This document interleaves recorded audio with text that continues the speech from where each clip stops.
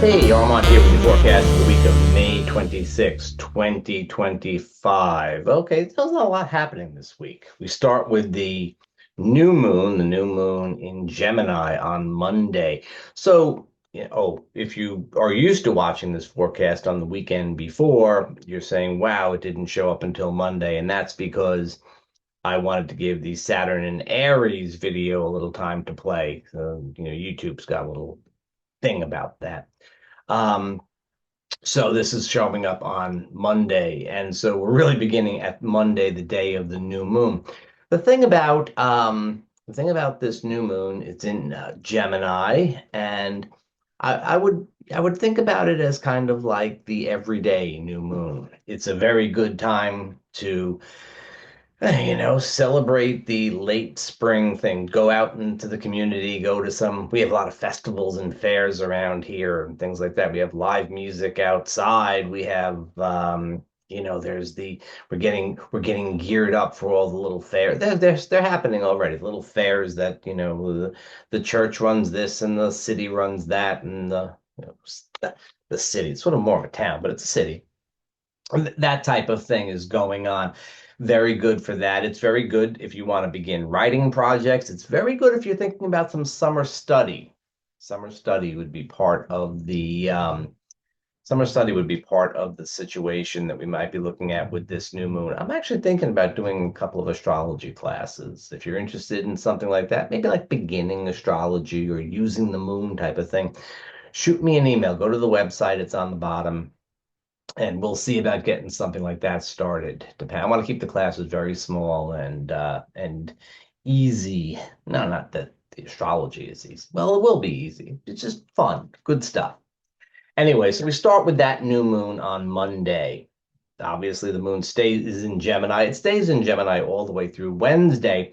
And then at midweek, we get a little bit of a different flavor to things as the moon goes into Cancer about midday Wednesday. At least that's the East Coast time anyway.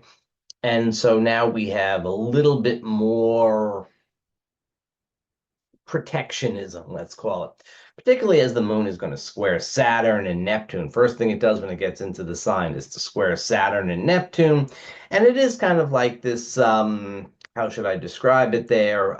It's a little bit of a tense energy. Of course, the moon in Cancer is no longer opposing Pluto in Capricorn, as she did from 2008 until just late last year. So there's a little bit of a different flavor to the moon in Cancer. We're just starting to get used to it. We've only had about 4 months to think about it in recent times. You have to go back, if you have to remember what the moon in Cancer felt like in 2005 or 6 or 7 to really have a picture of the last time there was a clear field for the moon. She can handle Saturn and Neptune, but no longer opposing Pluto. Different sort of feel when in Cancer. Still, I would say midweek, just early waxing moon. It's just not really full, not even first quarter yet. We don't have the first quarter until next Monday. So, it's just the beginning kind of thing. Probably, heaven help you, spring cleaning, but just doing things around the house, maybe staying a little bit closer to home feels good. It's not an inactive kind of energy. It's pretty active energy. It's a waxing moon. It's just waxing moon. Not especially powerful, perhaps, but certainly workable. On Thursday, Mars squares Juno, a Mars-Juno square. This is from Leo over to Scorpio. A Mars-Juno square is going to feel a little bit, I don't know, it's a drop edgy, I suppose, maybe for folks that are at a relationships crossroads. If you're not at a relationships crossroads, you are not going to notice this at all. But if you are, then Thursday might be the day that you'll say something or have something said to you, or some other, or you'll do something. After all, it is Mars in Leo. Mars in Leo typically wants to do something. And I think maybe since we have time to talk about these things, these relatively minor things this week, I think Mars in Leo is like, let's get out and have some fun and go do things. And then Juno in Scorpio is a little bit more like, well, I don't know, where are you going? Come here, I need you type of thing. It's a little bit between do we get out and have some fun, or are we going to sort of stay in, be careful, maybe. It's sort of the vibe that Cancer moon, and then Juno in Scorpio, and then there's Mars in Leo saying, come on, let's just go have some fun. Who knows? Who knows? Then on Friday, the moon goes into Leo. Now we have an even more waxing moon, and we're getting to the weekend, and it's really good. Who doesn't like that? I like that, and you should like it too. It's just, it may, if you've made some plans, if you've made some resolutions that what you're going to do, um, in terms of getting out and socializing and hanging with the neighbors or in the neighborhood or whatever, this is a great time to put it into action. The only hiccup is that the moon is going to be opposite Pluto. Now that Pluto's in Aquarius, and so the moon in Leo is a little bit like, let's go have some fun. Let's see, let's do our own thing. And then there's Pluto is a little bit more like, well, the group would like this, the community thinks this is better. And so there's a little bit of a seesaw between what you, well, not you, but what people want to do for themselves and what they're really feeling for when it comes to what the community is feeling for, what the group is feeling for. Could be an opportunity, and I think that the moon eventually squaring Uranus is another indication of you may have to go over and go off and do your own thing. It may not be wonderful for the cooperative spirit.